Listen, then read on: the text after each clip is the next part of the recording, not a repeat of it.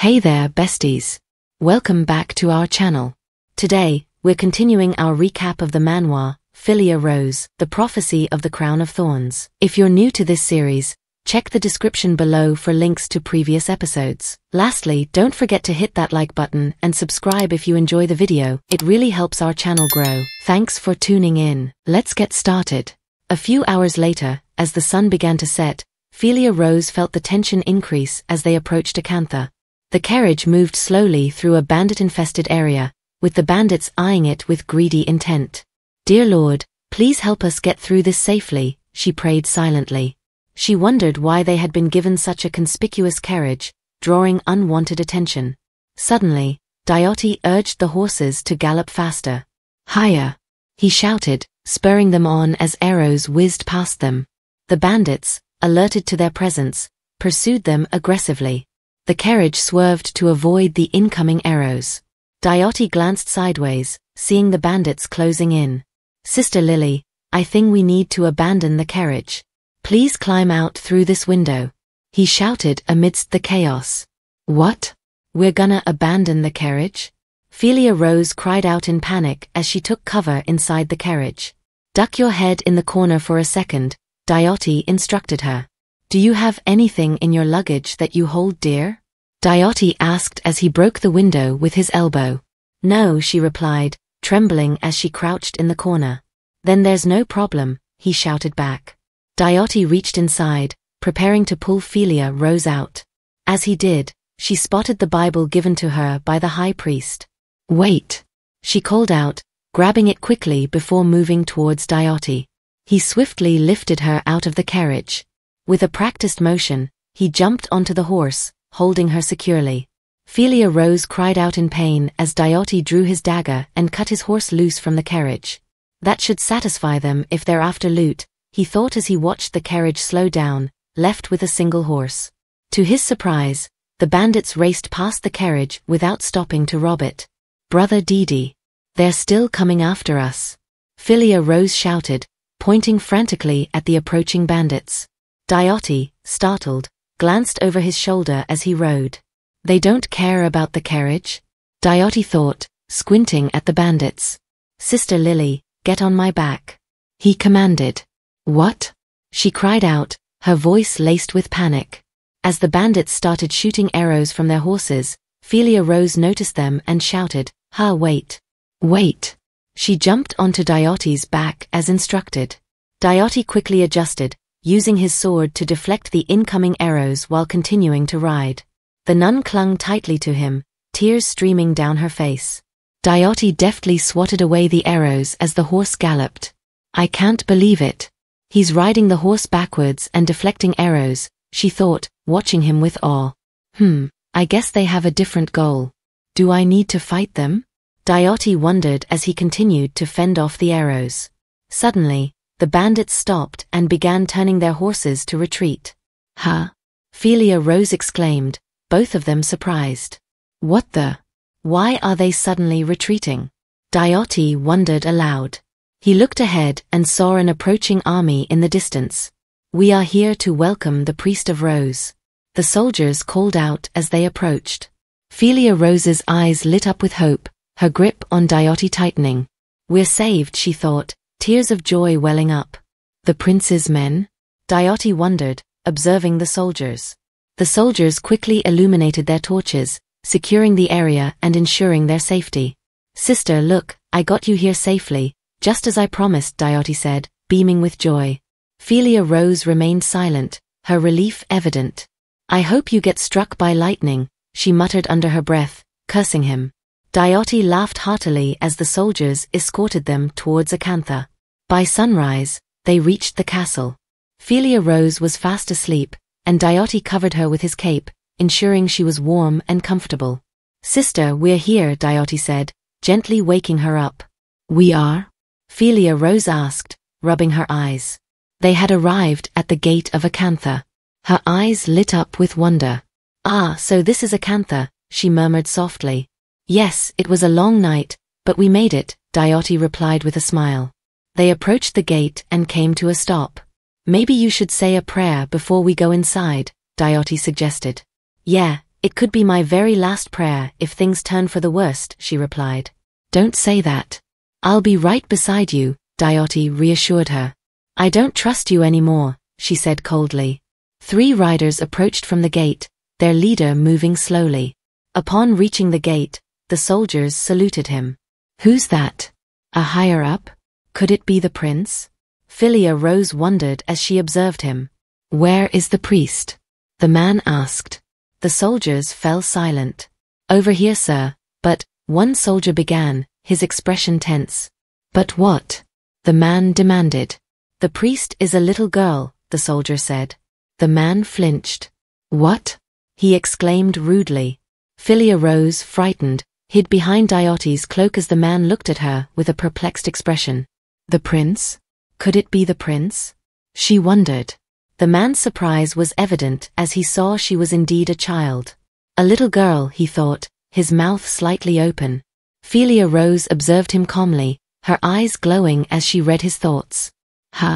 This person isn't the prince, she realized. The man, after a moment of stunned silence, turned his horse around. It doesn't matter. Escort her into the castle, he ordered aloud. He turned his head, Philia Rose thought, noting his shift in demeanor. But she's a girl, someone shouted among the soldiers. She's not just a girl, she's a nun. Escort her inside, the man insisted. Yes, sir, the soldiers replied in unison, complying with the order. Philia Rose and Diote watched the man closely, her mood lifting as she observed his actions. As the horses entered Acantha, Philia Rose noticed the cold stares from the residents. The city seemed tense but calm. They soon arrived at a castle. Upon entering, still accompanied by guards, she observed that while the castle appeared glamorous from the outside, the interior resembled ancient ruins. Something felt off to her. There were no women in sight, which struck her as odd. It was early morning, but there should be maids starting their day. Why are there no female staff? She wondered. They seemed hesitant when they learned she was a girl, but why exclude women altogether? She thought there must be many refugee women who could work in the castle. His Highness, the prince, is out. I'll show you to your room, a soldier said, pulling her from her thoughts. A room? A bed? I can finally lie down, she thought, pleased at the prospect of having a bedroom. Oh, just one room will do, Diote said, confusing her. We'll share the same room until Sister Philia adjusts to this place, he added, his tone serious. What? Says who? Philia Rose thought, taken aback by his decision. She tends to get anxious if she's alone in an unfamiliar place, Diote explained to the soldier. You've got to be kidding me, Philia Rose thought, feeling frustrated. Brother! She exclaimed, trying to contest his decision, but Diote smiled warmly at her, as if questioning if she could really sleep alone in a place filled with strangers. She felt silenced by his gaze, unable to challenge his decision. Well, she's a kid, the soldiers thought. I'm not a kid, Philia Rose thought inwardly, unable to argue further. She remained calm as they were led to their room. Upon arrival, the soldier said, I'm sure you're tired from your journey. Please rest. We'll deliver your meals to your room, he says before bowing slightly. Oh well, no time to be drenched in sentiment, Philia Rose thought, focusing on the present. Inside her room, she surveyed the space calmly. A chair near the window caught her eye, and suddenly she saw a vision from the past, a happy family seated by the window. As she was still processing the vision, Diote called her. Sister Lily? He said. Oh yes. She replied, looking startled. Are you okay? You've been in a daze, he asked. I'm fine. Just a little tired, that's all, she reassured him. She thought inwardly that she hadn't realized she was lost in her thoughts. Wait. When can I see His Highness the Prince? She asked the soldier. The soldier informed her that the prince wouldn't return until noon. Where did he go? Philia Rose questioned. He went wolf hunting, the soldier replied. Oh, that's right. There are many wolves in Acantha, especially black wolves, she recalled, trying to push away the unwelcome memories and facts. She forced a smile and acknowledged the soldier's response. I really am here, aren't I? Here at Acantha, she thought. She suddenly found herself transported to a ball. The guests were elegantly dressed, and everyone danced to the enchanting music of the orchestra. Philia Rose's eyes glowed, signaling her powers were at work. She moved gracefully through the crowd. Is this Acantha in the past?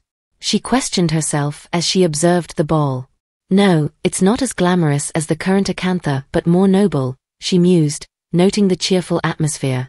The insignia of an eagle on a pure white background caught her eye. She realized she was at a royal ball. I've never been to the capital city, let alone a royal ball. So why this dream? She wondered. Philia Rose stood still, observing the crowd, who passed by her without noticing her presence. She noticed a young man standing in the front, and someone called him Your Highness from behind. The man turned, revealing his face. Sister Lily, Diote called, waking Philia Rose from her dream. She stirred, rubbing her eyes. Brother Diote, she murmured, still half asleep. Are you allrecht? Did you have a bad dream? He asked, his concern evident. Philia Rose recalled the face of the prince from her dream. Oh, it wasn't just a dream. It was someone's memory, she thought. She often experienced memories of those she had plundered, her overwhelming power revealing their secrets through dreams. She pondered if this memory was from the man who greeted them at the gate. I clearly heard Your Highness. Could the young man in my dream be the prince I will soon meet, or one of the princes who was murdered? She wondered. What time is it? She asked Diote. It's about noon, he replied. He suggested she sleep longer, but she declined. No, I've slept enough. Didn't they say the prince would return at noon? She asked.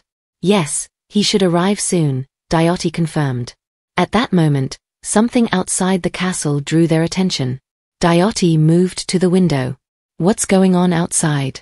Philia Rose inquired. There are men on horseback coming into the castle. I think they've caught something, he answered. A wolf? She asked, intrigued. Yes, I think the prince is back, Diote replied. Just then, someone knocked on their door. The gentleman who had welcomed them at the city gate entered.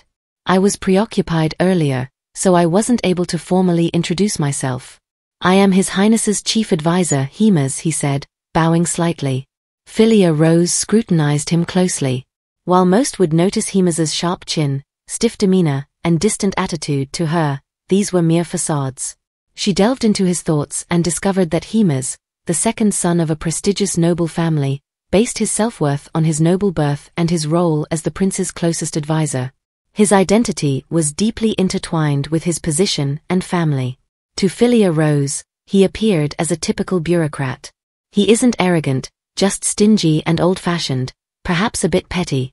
Nonetheless, he's a man of principle and can be a challenge to deal with, Philia Rose thought, delving deeper into his thoughts. A man like him might very well be Father Aero's spy here, she mused, reading his conversations with the high priest. She was taken aback by the revelations she uncovered. Himes leaned in, whispering that he had heard about her from Father Aero. I bet you did, she thought to herself. She looked at him again, realizing how Father Aero knew exactly what was happening. Who knew he'd be meeting with someone so close to the prince? She wondered, flinching and looking away from Himes. Philia Rose observed Himes closely. His expression seemed troubled, almost as if he were on the verge of tears. Ah! Look at those eyes. He truly believes Father Aero sent the Angel of Rose to fix the prince. The pressure must be immense, she thought, feeling overwhelmed. Himes had colluded with Father Aero behind the prince's back, yet remained fiercely loyal to the prince. Is he trying to stop the prince without the prince's knowledge, all for the prince's sake? It's not uncommon for a devoted aide to intervene when their master is losing control, she considered, reading his thoughts. She wondered about the prince, described as a beast, the devourer of thorns, and the kingdom's destruction. What's the deal with the main character of the prophecy? Why all this fuss? She thought. She recalled the high priest's comment that the prince wouldn't have gone mad without cause. Easy for him to say. He's never faced a creature driven by reasons, circumstances, and excuses, she mused. Acantha had been in ruins for 8 years. She wondered if it had suffered due to the prophecy. Please, I beg of you, change His Highness's heart, Himes implored. Okay. I'm here anyway. I'll take a look at him, she resolved inwardly. Himas then led them to the prince's throne room. Hello. I'm glad you're enjoying the story. If you have any thoughts or feedback, feel free to share them. And if you haven't yet, don't forget to like the video and comment Philia Rose in the comment section. Now, let's dive back into the story. They stood before the prince's throne room. His Highness, the prince, is here, Himas announced. Diote and Philia Rose nodded in acknowledgement. The guards at the door gently opened it. Even if he killed his brothers or faced thorns, he's still just human. I'll plunder him and tame him and then go home, Philia Rose thought as the door creaked open. Inside, Prince Leo Elian sat on his throne, tapping his fingers lightly on the armrest. I've never had a guest like this before, the prince declared. Philia Rose was taken aback. She locked eyes with the prince, whose gaze was sharp and intense, like that of an alpha wolf. The prince from my dream, she realized with a jolt of fear. Her heart pounded rapidly as vivid images from her dream flashed before her eyes. Philia's heart raced faster. Staring at Prince Elian, she tried to block out his words, covering her ears in an attempt to escape the overwhelming sensations. Suddenly, she let out a loud scream, her voice echoing through the castle. The prince, Himas, and Diote watched in stunned silence. Oh no, Philia said, covering her mouth in embarrassment as she came back to her senses. Outside, a soldier asked another if he had heard anything. The second soldier replied he hadn't noticed anything out of the ordinary. No way, what's happening? Philia Rose murmured to herself, her head lowered to avoid the prince's gaze. Honestly, I didn't think much about Prince Elian on the way here, even though he's the reason for this whole situation. After all, he's only human. I thought by just plundering his mind, I could work my magic easily and then return home. She lifted her head slowly, trembling as she tried to glimpse the prince's face once more. Philia Rose couldn't meet the prince's gaze. It was too intense. She turned her head downward, thoughts racing. I can't believe it. I can't look into those eyes. I've never seen eyes like that before, she thought, terror gripping her. What is your name? Prince Leo demanded, but received no response. Sister, Diote whispered to the trembling young nun. I am Philia Rose, a newly appointed nun, she said, her voice shaking. Diote gently held her to calm her. I am Diote, Sister Philia's attendant, he added. Prince Leo's smirk sent chills down Philia's spine. He rose from his throne, heightening her unease, and took a few steps toward her. Philia turned her head away, still trembling. As he approached, he grasped her face firmly, forcing her to meet his piercing gaze. Why in the world did they send a child? He asked, his eyes boring into hers. Philia's heart raced uncontrollably. She remained silent. Why have you come here? The prince demanded. To declare war, she stuttered. Is that what the bishop told you to say? Prince Leo asked sharply. No. Father Aero told me to stop the war. Philia forced herself to stay composed. I can't let fear paralyze me. I have to do my job, she said inwardly. Philia Rose had resolved to delve into his mind, find the key hidden in the depths of his heart, and sway him with her words. That's what I need to do, she told herself. But what in the world is wrong with me? This never happened to me before. I can't breathe. I can't open my eyes, she thought as her eyes remained shut. Despite her fear, she tried to steady her breath, but her eyes kept closing. He's only human, she reassured herself. Yet, as Prince Leo stared at her, her fear grew. Is he really human? She wondered in the midst of her panic.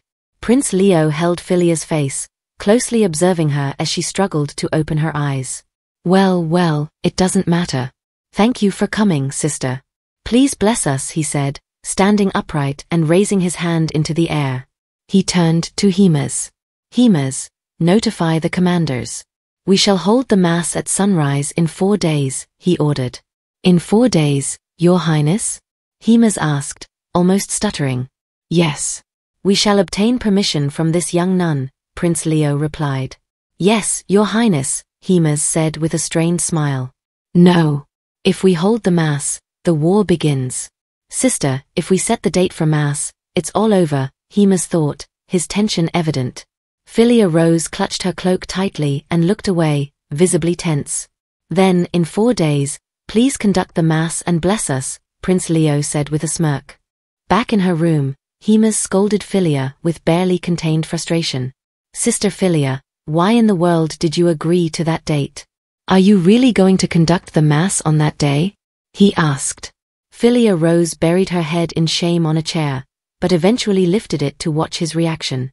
Please, say something. What are you going to do now? Hemas asked, his voice tinged with fear. He's so loud. What do you want me to do about it? Philia Rose thought, trying to ignore his agitation. The words of the prophecy echoed in her mind. The thorny beast will destroy the kingdom and become the last prince. She muttered in frustration, clutching her head. The prophecy, darn prophecy. The royal lineage of Elaine had endured for 400 years, but it seemed it was doomed to end, just as the prophecy had foretold. Why? Because they gave birth to a freaking beast. Her thoughts drifted back to her meeting with the prince.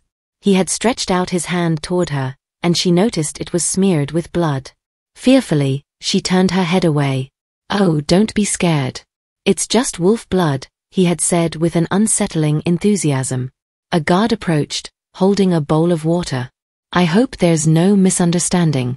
I don't like getting blood on me either, especially if it's from nuns or little children, Prince Leo said, washing his hands.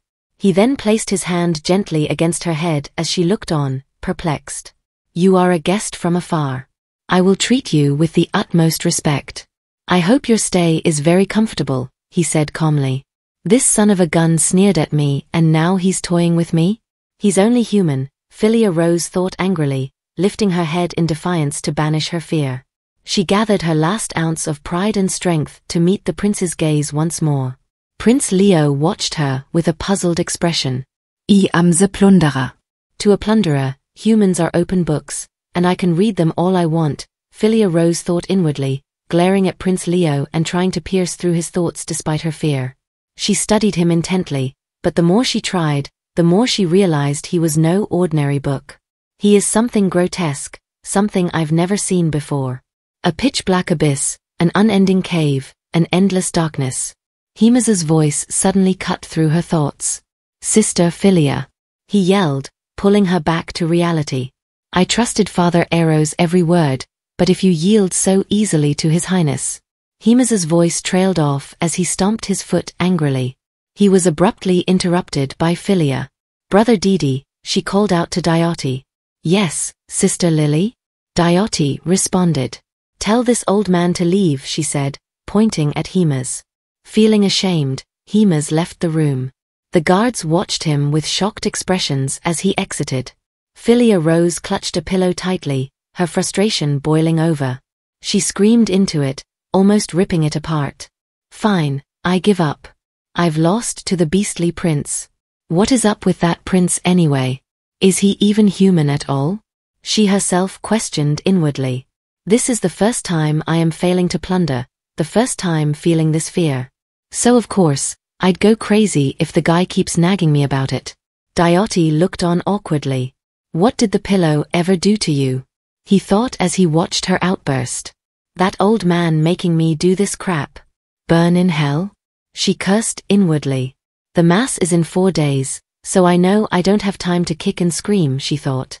Realizing she had to focus on the task at hand, she calmed down after her rant. Brother Didi, she said more calmly. Yes, Sister Lily? He asked, patting her back gently. What do you think? She inquired. Of what? Diote asked, unsure of her question. The prince, she clarified. Oh, I don't know. He seems quite formidable, Diote replied calmly. He's so composed about it, Philia thought, feeling a mix of frustration and concern. Philia Rose wondered if others saw Prince Leo Elian the same way she did. I couldn't even look him in the eyes, she said to Diote, squeezing her bedsheet. Why only the prince? What makes him different from anyone else? She wondered. She stared at Diote, her curiosity growing. Brother Didi, she called out again. Yes? Diote replied. You've killed people before, right? She asked coldly, surprising him. What? Diati stuttered. Is it rude to ask? She inquired. No, it's not, Diote responded. Of course, I have. Libanos is always etwa. How many? She asked. What? Diote was unsure how to answer. How should I put this? She wondered. Maybe the prince seems inhuman because he's killed too many people. I'll have to find out my own way, she concluded inwardly, deciding to leave it at that. He's killed many people too, but Brother Didi's eyes are still calm, Philia thought. Well, Brother Didi's different. If we were a book, he'd be a practical user manual. Then what the heck is the prince? He wasn't in his right mind either. All I felt from him was seething anger and murderous intent. She sighed, feeling overwhelmed. Brother Didi, she said again. Yes? He replied. Should we just pass the time here and then go home? Philia asked calmly. You're kidding, right? Diote asked, surprised. No, I'm serious, she said. I don't think the prince will let us go, Diote told her, causing her to cry out in fear. How could he make a kid do something terrible like declare war? She said, resting her head on the bed. If I refuse, the prince will punish us, won't he? She asked. That's right, Diote confirmed. It's too much. This isn't fair. I want to go home, she cried, clutching the pillow tightly. Sister, the pillow's going to burst. Diote said, trying to calm her. In Himaza's room, he slammed his fist angrily on the table. Doomed, we're doomed. Is the war really going to start in 4 days after all? He thought, despair evident in his expression. Father Aero, even your angel of rose could not convince his highness. Is this really going to happen? Meanwhile, Philia Rose had drifted off to sleep. In her dream, flashes of memory appeared, a young boy running through a field, calling out, Your Highness. She woke with a start. Oh, she exclaimed, disoriented. At the same time, Himaz, in his room, was holding his head in pain, experiencing a headache. Philia Rose, also suffering from a headache, clutched her head in distress as if connected to Himaz's turmoil. To be honest, I was on the verge of giving up and running away. Forget it. I'm going to sleep. Let whatever happens happen, Philia Rose told Diote, turning away to settle into bed. But it's about the fate of the kingdom, Diote said with a smile. Fate of the kingdom, my foot, Philia retorted. Having to risk a child's life means the kingdom is already ruined. Why do I have to clean up their mess? Die, Father Aero, die, she said, cursing the high priest. Deep down, she wanted to forget everything. I can't. I just can't, she said inwardly. A voice echoed in her mind, reminding her of the high priest's words, Don't you care whether blood spills in a canther again? Her heart raced as she pictured his face. She recalled the director's advice to do what she could. Despite her desire to tell them, there was nothing she could do. He's so different from what I imagines, she said to herself. That's such a flimsy excuse. Is there really nothing you can do? A familiar voice asked in her thoughts. It was her own voice. Philia turned to see a mirrored version of herself smiling at her. It's not an excuse. I can't peek into the prince's mind, she said to herself. Why are you running away? Her mirrored self demanded. What? Get lost. She told her reflection in disgust. Yeah, I get that. But is there really nothing you can do? Stop being cocky. Do you think everyone other than you is a scarecrow?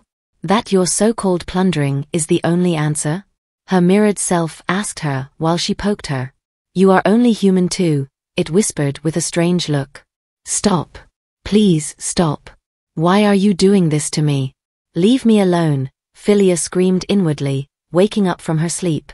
Oh, come to think of it, I dreamt of a ball. I was too distracted to remember, but the prince from the dream was Prince Leo of Elaine. In the dream, he was so handsome. That's why everyone admired him and he enjoyed their affection. There was no murderous intent, no seething rage, she thought. But you are different from the prince in my dream. You, the devourer of thorns, have a ghastly pale face. Neither your dark hunting outfit nor the coarse wolfskin draped over your shoulders impresses me. Not even the blood on your hands. Realizing her thoughts, Philia Rose chuckled. See? You're too much for me. You make me uncomfortable, too uncomfortable. I don't want to make any effort for you because I have no sympathy, no envy, no greed. I thought I could run away with a clear conscience, she thought, drifting off to sleep. Philia Rose found herself in a serene garden.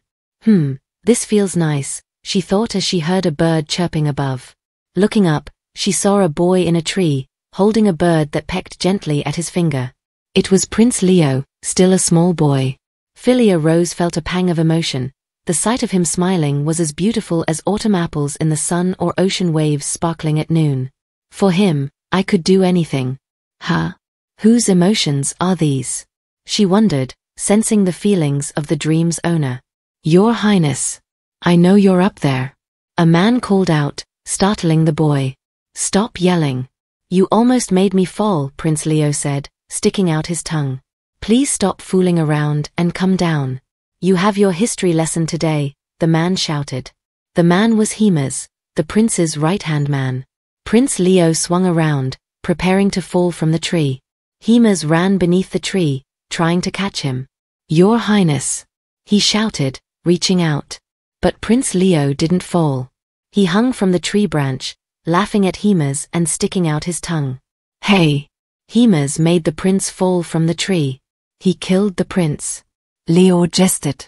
Your Highness, Himes said, looking tense. Go tell my mother and father. It's treason. Prince Leo said, climbing back up the tree. Your Highness, it's dangerous up there. If you refuse to study and just play all day, what will happen to your future? Himes questioned. And who cares? I have my brothers. My oldest brother will be king, and the next one will help rule. So who cares if I just play all day? Leo replied with a smile, the bird perched on his shoulder. Suddenly, Philia Rose's eyes flashed, pulling her out of the trance. She pictured the smiling prince and murmured, Oh, you were so sweet. But she felt a pang of sadness. Why did you devour the thorns? She wondered, holding her face in distress. Soon, Diote appeared before Himes in his room. Can I help you? Himes asked, sounding impatient. Diote said nothing, his expression tense. I said, can I help you? Himes repeated, almost angrily. Sister Philia wishes to speak with you, Diote said calmly. She chased me away, and now she wants me to come back? Himes asked nonchalantly. No, it's not like that. You don't have to leave this room because she's right here, Diote said, smiling as he revealed Philia Rose hiding behind him. Philia Rose clutched his trouser tightly, trying to hide her shame. You don't have to look so disgusted. After you chased me out like that, Himes thought, flinching. It's only 30 minutes. What does she want? Himes wondered. Himes observed Philia, who wore a sad expression and clung tighter to Diote. What is it? Did you scold her and drag her here to apologize to me? He asked Diote, confused. No, Diote said, shaking his head vigorously. Look, I have something to say. Philia Rose finally spoke. Images of the prince and Himes played through her mind. Unable to hold back, tears welled up in her eyes, and she burst into tears, surprising the two men. What am I supposed to do? Himes thought, watching her with concern. I'll try to stop the war. So please help me, Philia Rose said through her tears. In Prince Leo's office, he attended to some paperwork, his wet hair dripping as he rested his head against his hand with a towel around his neck. 4 days. Finally, I can kill you, he thought, letting out a dark chuckle. As he laughed, he leaned back in his chair, his ears catching the sound of someone crying nearby. He straightened up, attentive. Is that a child crying? He asked. Your Highness, the sister from Rose is at the door, a guard announced. The young nun? He asked. Prince Leo remembered their last encounter, noting her trembling state. It's only been 30 minutes. What could she want now? He wondered. Let her in, he instructed the guard. Outside his office, Philia Rose cried loudly, clinging to the tense Diote. What did you say? You lost your Bible? Prince Leo asked, sounding surprised.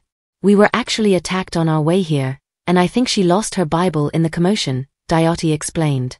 Unbeknownst to Prince Leo, 30 minutes earlier, the priest and Himes had devised a plan to delay the attack. I'll try to stop the war. Please help me, Philia Rose said through her tears, startling Hemas. What is this nonsense? Who is this girl? Hemas thought, his mouth agape as he watched her, unsure of how to respond. I don't want to be like this either. I am only a plunderer. It's all because you care so much about the prince. You're grieving and desperate, Philia Rose thought inwardly as she cried. The dream she had was a reflection of Hemas's perspective of the prince. The prince he admired and loved had changed and committed a grave sin, but even as disaster struck, he fled with his master to the wasteland of Acantha. To Hemas, the Angel of Rose was his last hope. How are you going to stop the war? Hemas asked, his skepticism evident. Philia Rose, with a cold look and dried eyes, responded, as you know, I need my Bible to conduct Mass, and we lost our carriage last night. I'll tell him I left the Bible on the carriage, so you should send people to find it. Should I look for it and hide it in advance? Hemas asked, still confused by her plan. No need, Philia said, pulling the Bible from her cloak and handing it to him. Here, burn it, and make sure no one sees you, she tells him. Hemas's trembled as he saw the Bible. It's Father Aero's Bible, he said, visibly frightened. Back in Prince Leo's office, Philia Rose tearfully explained that the lost Bible was precious, passed down through generations. Prince Leo glared at her with anger as she sniffled. This feels so sweet. You shouldn't have forced me to take it, old man, she thought, referring to Father Aero. Prince Leo, visibly furious, gritted his teeth. Hey, why is this child staring at me like that? I told you it's not my fault, Philia thought, trying to ignore his intense gaze. Send a search party. Look for the Bible where the raid happened.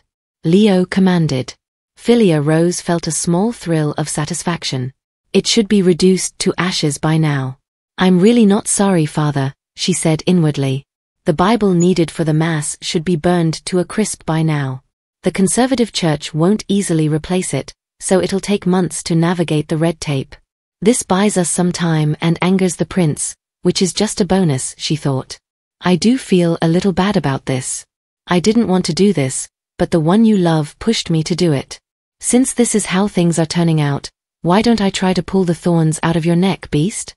She thought, glaring at the prince, attempting to read his thoughts. The next day, the search party returned.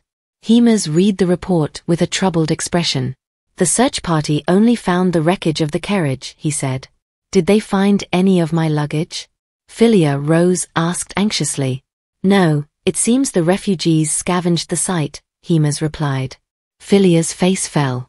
Oh no. My diary was in there, she said. Hemas paused, giving her a puzzled look. What's with this kid? She was so bold last night, and now she's acting like a little girl? Was yesterday just a fluke? He wondered. He watched her, unsure what to make of the sudden shift. Philia thought, I had to act yesterday because of the emotions I felt. I hate playing the savior. I'll handle it, so stop pressuring me. She deliberately acted childish to glean more information from him. Uncle, she called, referring to Hemas. What is His Highness doing? He's waiting for the reports in his office, Hemas answered, still confused by the uncle reference. Is he really angry? Philia asked calmly. He's in a bad mood thanks to you, Hemas said. Then can I go see him in a little bit? She asked. What are you trying to pull now? Hemas asked, looking alarmed. The priest and Diote walked down the hallway toward Prince Leo's office. Philia Rose happily skipped in front of Diote. She paused when she saw her reflection in a window. Diote noticed and leaned in. What are you doing? He asked. Brother Didi, do I look better with my hair tied up or loose? She asked. You're cute either way, Diote said with a smile. Philia looked at him calmly. Can you stop with the cringy compliments? She said, turning away, her face blushing. Diote laughed lightly. I mean it though, he said. Geez, give a sister a heads up next time. She thought, still feeling flushed. But what does your hairstyle have to do with seeing the prince? Diote asked, causing Philia to tense up.